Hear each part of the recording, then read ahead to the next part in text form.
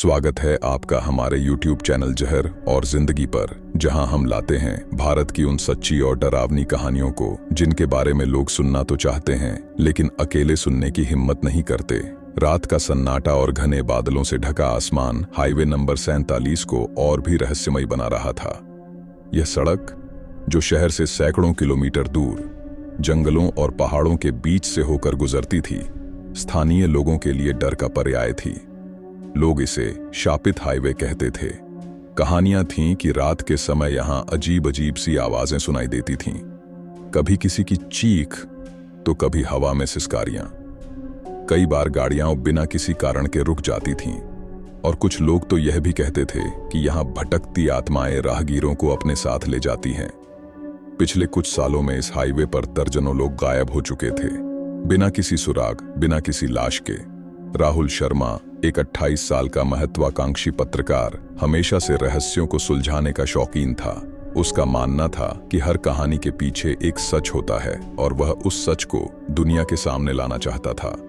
Highway number 47 की कहानियों ने उसे बेचैन कर रखा था। उसने कई बार स्थानीय लोगों से इस सड़क के बारे में सुना था। कुछ कहते थे कि यहाँ कोई प्रेतात्मा भटकती है, तो कुछ इसे पुराने गांव के श्राप से जोड़ते थे। राहुल ने ठान लिया कि वह इस हाईवे का रहस्य खोलेगा, चाहे इसके लिए उसे कितना ही जोखिम क्यों ना उठाना पड़े। उसका दोस्त विक्रम मेहरा, एक फ्रीलांस फोटोग्राफर, इस साहसिक यात्रा में उसके साथ शामिल होने को तैयार हो गया। विक्रम को भूत प्रेत की कहानियों पर यकीन नहीं था, लेकिन उसे रोमांच पसंद था। वह हमेशा अपनी तस्वीरों के जरिए अनकही कहानियों को कैद करने की कोशिश करता था। दोनों ने मिलकर योजना बनाई कि वे रात को हाईवे पर जाएंगे ताकि उन कहानियों की सच्चाई का पता लगा सकें। राहुल, तू पक्का यही चाहता है? रात को उस सड़क पर जाना कोई मजाक नहीं है, विक्रम ने अपनी पुरानी जीप में बैठते हुए कहा। उसकी आवाज में हल्की सी हिचक थी। हाँ यार, अगर ये कहानियां सच हैं तो दुनिया को सच जानने का हक है, और अगर ये सिर्फ अफवाहें हैं तो हम इसे साबित करेंगे, राहुल ने आत्मविश्वास से जवाब दिया। राहुल ने अपनी जीप तैयार की। उसने अपने बैग में एक डिजिटल कैमरा, टॉर्च, अतिरिक्त बैटरी, नोटपैड, पेन और कुछ खाने पीने का सामान रखा। विक्रम ने अपने फोटोग्राफी गियर के साथ एक छोटा सा रिकॉर्डर भी लिया, ताकि अगर कोई अजीब आवाज सुनाई दे तो उसे रिकॉर्ड किया जा सके। रात के 10 बजे दोनों जीप में सवार होकर हाईवे की ओर निकल पड़े। सड़क के दोनों तरफ घने जंगल थे। हवा में एक अजीब सी ठंडक थी जो रात के समय और बढ़ गई थी। जीप की हेडलाइट्स अंधेरे को चीर रही थीं और रेडियो पर चल रहा पुराना गाना धीरे धीरे फीका पड़ रहा था। सड़क पर कोई और गाड़ी नहीं थी। सन्नाटा इतना गहरा था कि जीप के इंजन की आवाज भी डरावनी लग रही थी। यह जगह सचमुच डरावनी है, विक्रम ने हल्के से हंसते हुए कहा, शायद अपनी घबराहट को छिपाने की कोशिश में। डरने की कोई बात नहीं, हम बस सच ढूंढने आए हैं, राहुल ने कहा, लेकिन उसकी आंखें सड़क पर टिकी थीं, जैसे उसे किसी अनहोनी का इंतजार हो। लगभग आधे घंटे की ड्राइव के बाद जीप अचानक रुक गई। राहुल ने इंजन को दोबारा स्टार्ट करने की कोशिश की, लेकिन कोई फायदा नहीं। इंजन से बस एक खटखट की आवाज आई और फिर सन्नाटा। ये क्या हो गया? विक्रम ने घबराते हुए पूछा। उसने टॉर्च निकाली और जीप के आसपास की सड़क पर रोशनी डाली। पता नहीं, शायद बैटरी डाउन हो गई, राहुल ने जवाब दिया। वह जीप से उतरा और बोनट खोलकर इंजन चेक करने लगा। तभी जंगल की तरफ से एक हल्की सी सिसकारी सुनाई दी, जैसे कोई हवा में फुसफुसा रहा हो। दोनों एकदम सतर्क हो गए। ये क्या था? विक्रम ने टॉर्च जंगल की ओर घुमाते हुए पूछा। उसकी आवाज में डर साफ झलक रहा था। शायद कोई जानवर, राहुल ने कहा, लेकिन उसका दिल जोर जोर से धड़क रहा था। अचानक टॉर्च की रोशनी में एक आकृति दिखी। एक औरत, जिसके कपड़े फटे हुए थे और चेहरा असामान्य रूप से पीला था, सड़क के किनारे खड़ी थी। उसकी आंखें खाली थीं, जैसे उनमें कोई आत्मा न हो। उसके बाल बेतरतीब ढंग से चेहरे पर बिखरे हुए थे और वह बिना हिले डुले उन्हें घूर रही थी। विक्रम, वो देख, राहुल ने फुसफुसाते हुए कहा। विक्रम ने जल्दी से अपना कैमरा उठाया और शटर दबाया, लेकिन जैसे ही फ्लैश चला वह आकृति गायब हो गई। टॉर्च की रोशनी में अब सिर्फ खाली सड़क दिख रही थी। कहां गई वो? विक्रम की आवाज कांप रही थी। राहुल ने टॉर्च की रोशनी इधर उधर घुमाई, लेकिन कुछ नहीं दिखा। तभी जीप का इंजन अपने आप चालू हो गया। दोनों हैरान रह गए। चल यहां से निकलते हैं, विक्रम ने घबराते हुए कहा। नहीं, हम रुकेंगे, हमें पता लगाना है कि ये क्या था, राहुल ने दृढ़ता से कहा। उसका पत्रकार मन अब पूरी तरह जाग चुका था। हाईवे पर कुछ किलोमीटर और आगे बढ़ने पर उन्हें एक पुराना साइन बोर्ड दिखा, जिस पर लिखा था कालीपुर गांव 2 किलोमीटर। लकड़ी का वह साइन बोर्ड जर्जर था और उस पर लिखे अक्षर धुंधले पड़ चुके थे।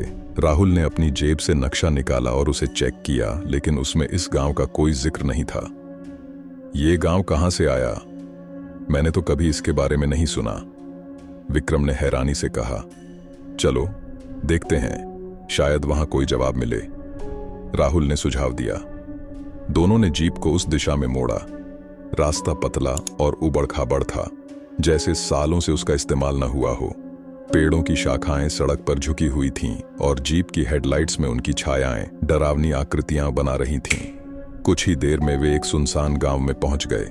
गांव की गलियां खाली थीं और घर पुराने और जर्जर दिख रहे थे। कुछ घरों की दीवारें ढह चुकी थीं और खिड़कियों से अंधेरा झांक रहा था। हवा में एक अजीब सी सड़ांध थी, जैसे कुछ सड़ रहा हो। यहां कोई नहीं रहता लगता है, विक्रम ने कहा। उसने अपने कैमरे से कुछ तस्वीरें खींचने की कोशिश की, लेकिन बैटरी अचानक डाउन हो गई। ये क्या हो रहा है? मेरा कैमरा तो फुल चार्ज था, वह परेशान होकर बोला। तभी एक पुराने मकान के पास से एक बूढ़ी औरत निकली। उसका चेहरा झुर्रियों से भरा था और उसकी आंखें असामान्य रूप से चमक रही थीं। उसने एक पुराना मैला सा लहंगा पहना हुआ था और उसके हाथ में एक लकड़ी थी, जिसे वह सहारा बनाकर चल रही थी। तुम लोग यहाँ क्या कर रहे हो? उसने कर्कश आवाज में पूछा। उसकी आवाज में एक अजीब सा दर्द और गुस्सा था। हम रास्ता भटक गए हैं। ये कालीपुर गांव है, राहुल ने हिम्मत जुटाकर पूछा। बूढ़ी औरत ने उन्हें घूरा, जैसे उनकी आत्मा को पड़ रही हो। यहां से चले जाओ, ये जगह तुम्हारे लिए नहीं है, उसने चेतावनी दी। विक्रम कुछ कहना चाहता था, लेकिन राहुल ने उसे इशारा करके चुप करा दिया। हमें बस कुछ जानकारी चाहिए, इस हाईवे पर लोग गायब क्यों हो रहे हैं? राहुल ने सवाल किया। बूढ़ी औरत ने एक ठंडी सांस ली और बोली, ये सड़क शापित है। 100 साल पहले इस गांव में एक औरत को जिंदा जला दिया गया था। उसका नाम था माया। वह एक वैद्य थी जो गांव वालों की बीमारियों का इलाज करती थी, लेकिन कुछ लोगों ने उस पर जादू टोने का इल्जाम लगाया। उन्होंने उसे रात के अंधेरे में पकड़ा और जला दिया। मरते वक्त माया ने इस सड़क को श्राप दिया कि जो भी यहां रात में आएगा वो उसका शिकार बनेगा। राहुल और विक्रम एक दूसरे की ओर देखने लगे। उनके दिमाग में वही आकृति घूम रही थी जो उन्होंने सड़क पर देखी थी। तो वो औरत जो हमने सड़क पर देखी, विक्रम ने अधूरी बात छोड़ी। वही माया थी, बूढ़ी औरत ने कहा। उसने अपनी लकड़ी जमीन पर ठोकी और अचानक वह धुएं की तरह गायब हो गई। अध्याय 4। मंदिर का रहस्य। दोनों डर के मारे जीप की ओर भागे, लेकिन जीप फिर से बंद हो चुकी थी।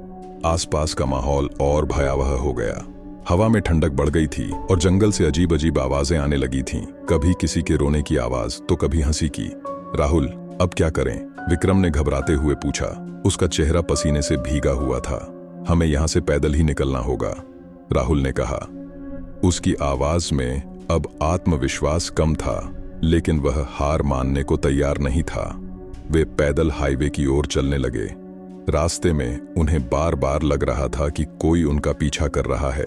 पेड़ों की छायाएं अजीब अजीब आकृतियां बना रही थीं और हवा में एक अजीब सी फुसफुसाहट थी। तभी राहुल की नजर जंगल के बीच में एक पुराने मंदिर पर पड़ी। मंदिर की दीवारें टूटी फूटी थीं और उस पर लताएं छड़ी हुई थीं। शायद वहां कोई सुराग मिले, राहुल ने कहा। विक्रम अनिच्छा से उसके पीछे चल पड़ा। मंदिर के अंदर एक भयावह सन्नाटा था। वहां एक मूर्ति थी, एक औरत की, जिसके चेहरे पर दर्द और गुस्सा साफ दिख रहा था। मूर्ति के नीचे लिखा था, माया, कालीपुर की रक्षक। मूर्ति की आंखें पत्थर की होने के बावजूद जीवंत लग रही थीं। विक्रम ने कैमरा निकाला और मूर्ति की तस्वीर खींचने की कोशिश की, लेकिन उसका कैमरा फिर से बंद हो गया। यह क्या हो रहा है? विक्रम ने चिल्लाते हुए कहा। तभी मंदिर के अंदर से एक ठंडी हवा का झोंका आया और एक भयानक हंसी गूंज उठी। दोनों ने देखा कि मूर्ति की आंखें चमक रही थीं, जैसे उनमें कोई आत्मा बस गई हो। राहुल, भाग! विक्रम चीखा, लेकिन इससे पहले कि वे कुछ कर पाते, माया की आत्मा उनके सामने प्रकट हो गई। उसका चेहरा डरावना था, आंखें लाल, बाल हवा में लहराते हुए और एक भयानक मुस्कान। तुमने मेरी शांति भंग की, उसने कहा। उसकी आवाज इतनी भयानक थी कि दोनों के रोंगटे खड़े हो गए। हमें माफ कर दो, हम सिर्फ सच जानना चाहते थे, राहुल ने हकलाते हुए कहा। सच ये है कि इस गांव ने मुझे धोखा दिया, मेरे परिवार को मार डाला, और अब ये सड़क मेरी है। जो भी यहां आएगा उसे मेरे साथ रहना होगा, माया ने गुस्से से कहा। अध्याय 5। माया की कहानी। राहुल को समझ आ गया कि माया का श्राप ही इस हाईवे की हर घटना का कारण था। उसने हिम्मत जुटाई और बोला, माया, हमें तुम्हारी कहानी सुनने दे। हमें बताओ कि तुम्हारे साथ क्या हुआ। हम तुम्हारी कहानी दुनिया तक पहुंचाएंगे, शायद तुम्हें शांति मिले। माया एक पल के लिए रुकी। उसकी आंखों में एक अजीब सी चमक आई। मेरी कहानी, क्या तुम सचमुच सुनना चाहते हो? उसने पूछा। राहुल ने सिर हिलाया। हाँ, हमें बताओ। माया की आत्मा ने एक गहरी सांस ली और फिर उसकी आवाज मंदिर में गूंजने लगी। मैं एक वैद्य थी। इस गांव के लोग मेरे पास अपनी बीमारियों का इलाज कराने आते थे। मेरे पास जड़ी बूटियों का ज्ञान था जो मेरी माँ ने मुझे सिखाया था, लेकिन गांव के कुछ लोग मेरे इस ज्ञान से जलते थे। उन्होंने मुझ पर जादू टोने का इल्जाम लगाया। एक रात उन्होंने मेरे घर पर हमला किया, मेरे पति और मेरे छोटे बेटे को मार डाला, मुझे जंगल में ले जाकर जिंदा जला दिया। मरते वक्त मैंने इस सड़क को श्राप दिया कि यह मेरे दर्द को याद रखे। राहुल और विक्रम चुपचाप सुन रहे थे। माया की कहानी सुनकर उनके दिल में दुख और डर दोनों थे। लेकिन तुम निर्दोष लोगों को क्यों सजा दे रही हो? राहुल ने हिम्मत करके पूछा। निर्दोष? माया ने ठाका लगाया। इस गांव ने मुझे निर्दोष होने के बावजूद मारा। अब ये सड़क मेरी है। राहुल ने देखा कि माया का गुस्सा बढ़ता जा रहा था। उसने विक्रम को इशारा किया और दोनों धीरे धीरे मंदिर के दरवाजे की ओर बढ़ने लगे, लेकिन माया की नजर उन पर थी। कहां जा रहे हो? उसने गर्जना की। अचानक मंदिर का दरवाजा अपने आप बंद हो गया। हवा तेज हो गई और मंदिर की दीवारों पर अजीब अजीब सी आकृतियां उभरने लगीं। राहुल ने अपनी जेब से नोटपैड निकाला और जल्दी जल्दी माया की कहानी लिखने लगा। अगर हमें कुछ हो गया तो कम से कम ये कहानी दुनिया तक पहुंचेगी, उसने विक्रम से फुसफुसाते हुए कहा। विक्रम ने अपनी टॉर्च जलाई और मंदिर के अंदर कोई दूसरा रास्ता ढूंढने की कोशिश की। तभी उसे एक पुराना गुप्त दरवाजा दिखा जो मंदिर के पीछे की दीवार में था। राहुल, यहां! उसने चिल्लाया। दोनों उस दरवाजे की ओर भागे। माया की आत्मा चीख रही थी और उसकी आवाज मंदिर में गूंज रही थी। दरवाजा खोलते ही उन्हें एक अंधेरी सुरंग दिखी। दोनों बिना सोचे उसमें घुस गए। सुरंग ठंडी और नम थी और उसमें से एक अजीब सी गंध आ रही थी। कुछ देर चलने के बाद वे जंगल में बाहर निकले। जीप अभी भी वहीं थी जहां उन्होंने उसे छोड़ा था। इस बार जीप चालू हो गई। दोनों ने बिना पीछे देखे शहर की ओर गाड़ी दौड़ा दी। रास्ते में माया की आकृति बार बार सड़क पर दिखाई दे रही थी, लेकिन वे रुके नहीं। शहर पहुंचकर राहुल ने माया की कहानी को विस्तार से लिखा। उसने बताया कि कैसे कालीपुर गांव के लोगों ने माया पर जादू टोने का इल्जाम लगाकर उसे और उसके परिवार को मार डाला था। उसने गांव की क्रूरता और माया के दर्द को दुनिया के सामने रखा। उसकी कहानी स्थानीय अखबारों में छपी और जल्द ही यह राष्ट्रीय समाचार बन गई। लोग हैरान थे कि एक गांव ने इतना बड़ा अन्याय किया था।